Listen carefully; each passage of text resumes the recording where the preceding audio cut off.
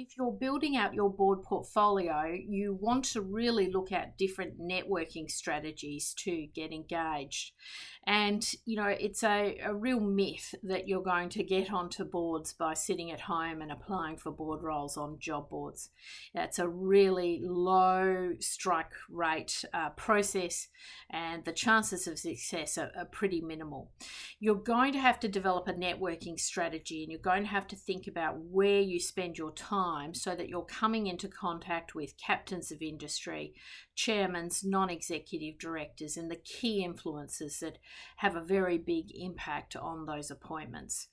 So, for me personally, I would be looking at my board portfolio, and I'd be in the hunt for those high potential early stage businesses that are about to secure private equity investment or venture capital investment. So I'd be down at the incubators and the accelerators.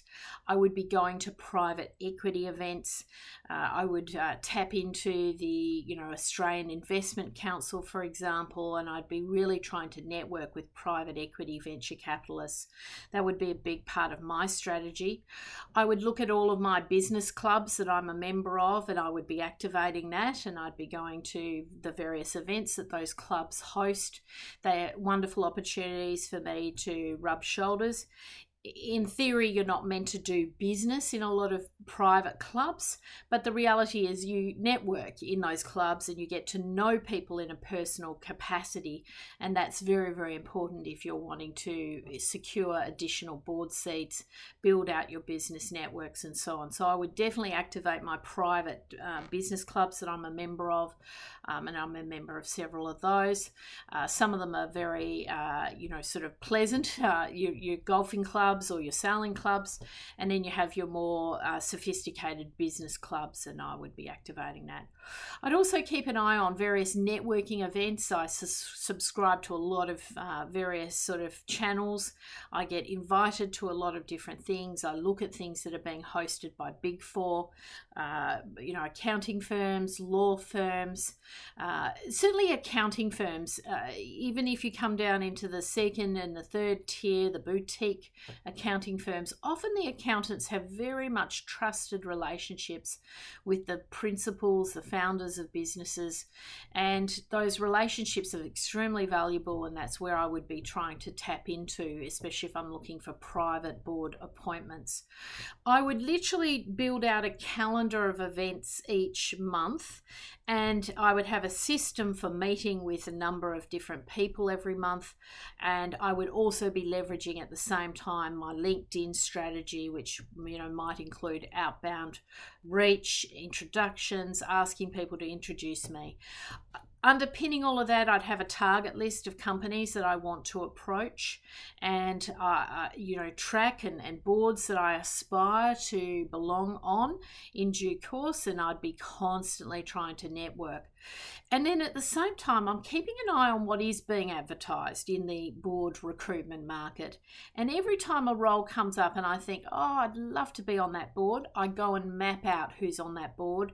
I map them out on LinkedIn. I make sure I get connected to as many of those people as possible. I look for ways to forge meaningful relationships.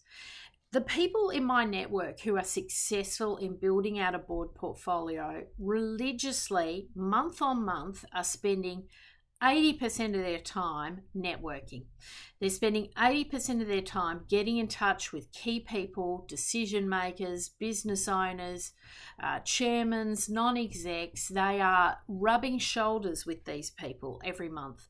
And if you do that consistently, you will be told about opportunities. You will be invited into board recruitment processes. It is inevitable. And so that's really where the hard yards are. It is hard work, I'll be honest with you. I mean, I don't desperately enjoy going out and networking nonstop, but if I wanted to have a big board portfolio and I want to earn X 100,000 per annum, You've got to be prepared to do this. You have to forge meaningful relationships with people you've never met before. And so you've got to have your pitch on, you've got to get your hustle on.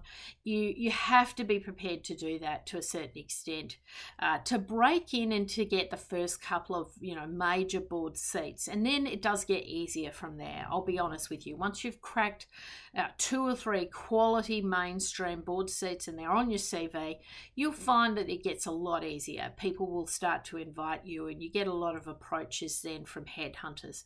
I know one of my highest profile clients, she's on 5 high profile ASX boards, and every week she gets a call from either Korn Ferry or Egon Zehnder saying, could you go onto this board? And so she's got a full dance card she can't take on anymore. So you get to a point of just absolute capacity quite quickly, but getting in the door to get those first few seats is hard yards. And I think it's a 12-month process of continual networking, connecting with people.